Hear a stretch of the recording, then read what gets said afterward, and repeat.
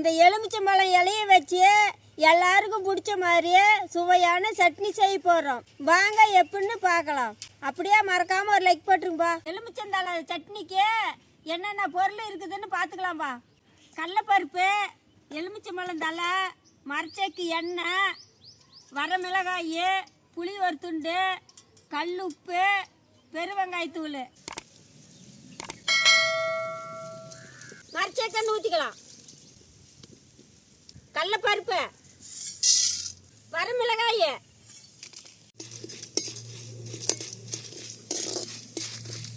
எலுமிச்சந்தழை,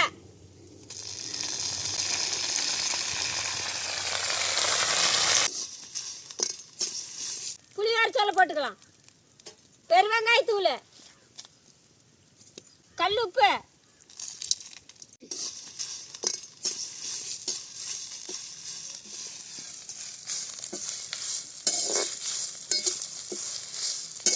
நல்லா எண்ணெயிலே வணங்கிச்சு. நம்ம போய் ஆற வச்சு சட்னி ஆட்டிக்கலாம்.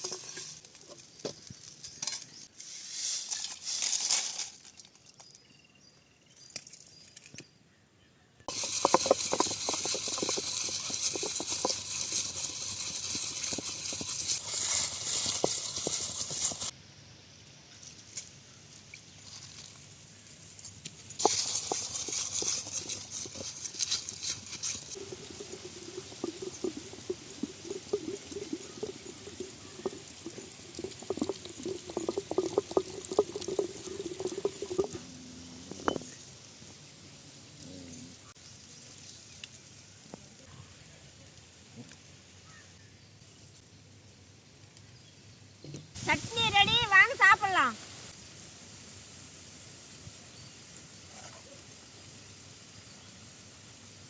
சட்னி ஆனால் கொஞ்சம் கசப்பாக தான் இருக்குது.